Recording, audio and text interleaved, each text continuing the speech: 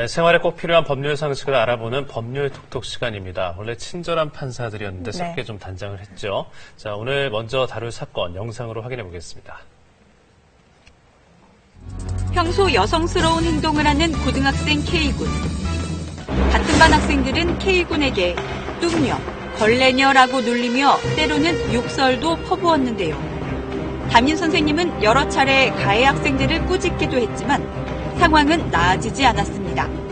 K군은 결국 극단적인 선택을 하고 말았죠. 충격을 받은 K군의 부모는 교사가 보호감독 의무를 다하지 않았다며 학교 측에 책임을 추궁했는데요. 과연 학교에서 집단 괴롭힘을 당하던 학생이 자살한 경우 학교 측의 책임이 있을까요? 네, 이제 시기적으로 새 학기가 시작이 되면은 아이들이 학교 생활에 잘 적응을 할지 또 혹여나 새로운 친구들과 어울리지 못해서 따돌림을 당하지는 않을지 부모님들은 걱정을 하게 되실 텐데요. 네, 오늘은 새 학기를 앞두고 집단 따돌림에 관련된 판결 내용을 좀 살펴보도록 하겠습니다. 오늘 특별히 전현정 전 서울중앙지법 부장판사를 모셨습니다. 네. 어서 오십시오. 어서 오세요. 안녕하세요. 이제 이 사건에 등장했던 K군은 그러니까 여성스러운 행동을 한다면서 또래 아이들로부터 따돌림을 받은 상태인데 어느 정도 상황이었나요? 같은 반 학생들이 여성스러운 행동을 한다고 놀렸습니다. 네. 남학생인데도 뚱녀, 걸레녀라고 욕을 하고 몸매를 비하하거나 식권을 빼앗아 이리저리 던지고 물건을 던지고 감기약을 뿌리기도 했습니다. K군은 가출을 하고 무단으로 조퇴를 하기도 했는데요. 괴로워하다가 결국에는 자살을 했습니다. 예. 정말 안타까운 일이에요. 자, 이 K군이 자살이라는 극단적인 선택을 했고 부모는 이제 선생님이 보호감독 의무를 소홀히 했다 이렇게 해서 소송을 제기한 사건인데 여기에 대해서 이제 법원이 어떤 판결을 내렸을까요? K군의 부모는 가해 학생과 학교가 속한 지방자치단체를 상대로 손해배상을 청구했습니다. 지방자치단체의 경우 학생에 대한 보호감독 의무를 소홀히 했다는 이유에서였는데요. 네.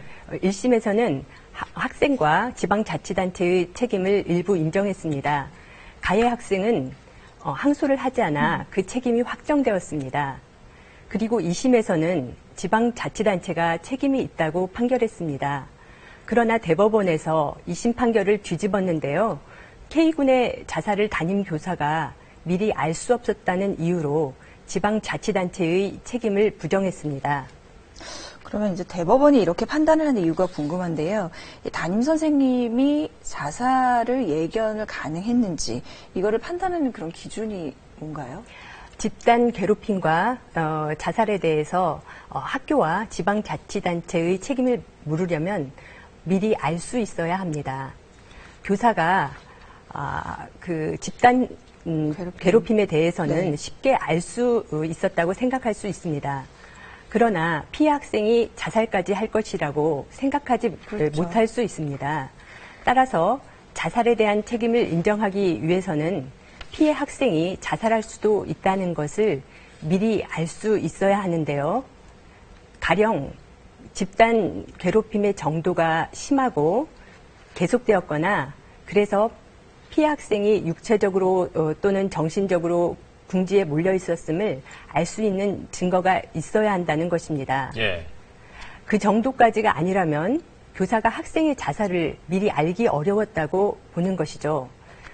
이 사건에서 학생들의 조롱, 비난, 장난, 소외가 자살의 계기가 되었다고 볼 수는 있지만 그런 행위가 빈번하지는 않았고 폭력을 크게 행사하지는 않았는데요. 네.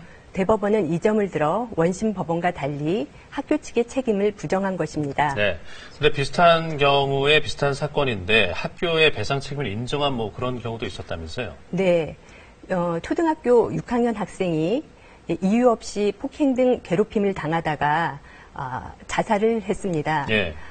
대법원은 이 사건에서 학교가 소속된 지방자치단체의 배상 책임을 인정했습니다.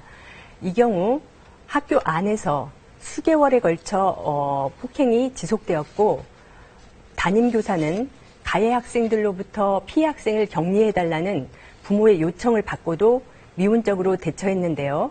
이 사건에서 대법원은 괴롭힘의 정도가 심했고 선생님이 충분히 학생의 자살을 미리 감지할 수 있다고 보았습니다. 네, 이제 한 선생님이 여러 학생들을 지도하잖아요. 그러다 보면은 과연 그 보호 감독 의무를 어디까지 봐야 되냐 이런 것도 애매할 것 같은데 이게 법으로 규정된 바가 있나요? 최근 학교 폭력 문제는 갈수록 나이가 어려지고 새로운 형태로 나타나면서 네. 2004년에 법률이 제정되었는데요. 학교 폭력 예방 및 대책에 관한 법률입니다. 네. 국가 또는 지방 자치단체가 폭력 그리고 따돌림과 같은 학교 폭력을 예방하고 조사하고 대책을 세우도록 하고 있습니다. 또한 피해 학생에 대한 치료와 보호 조치에 대해서도 정하고 있습니다. 손해배상 책임에 대해서는 직접 규정하고 있지는 않지만 교사의 보호 감독 의무를 판단하는 데 영향을 미칠 수 있습니다. 네. 자신의 아이가 이제 학교에서 뭐 집단 따돌림을 당한다든지 이런 폭력을 경험하게 되면 사실 부모 입장에서는 가슴이 무척 아픈 일이거든요. 사실 이런 일을 당했을 때 좀 부모님들이 어떻게 대처를 하면 좋을까요? 주변에서 집단 따돌림과 학교 폭력 문제로 종종 마음고생을 하는 학생들과 학부모들을 볼 수 있는데요. 예. 이 사건처럼 그 자살이라는 극단적인 결론으로 이어지지 않은 경우 법적 조치를 취하기 매우 어려운 것도 사실입니다. 보통은 학교 측에 학교폭력 예방센터나 경찰에 신고를 하거나 그래도 해결이 안 될 경우 전학을 가거나 하는데요. 우리 사회의 부끄러운 자화상이 아닐 수 없죠. 이렇게 안타까운 일이 반복되지 않기 위해서는 우선 학교 폭력을 쉬쉬하고 넘어가려는 분위기를 없애야 한다고 생각합니다.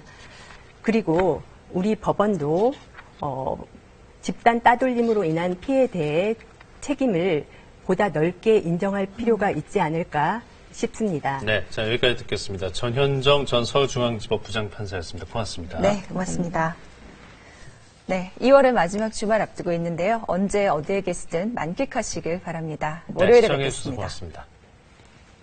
고맙습니다.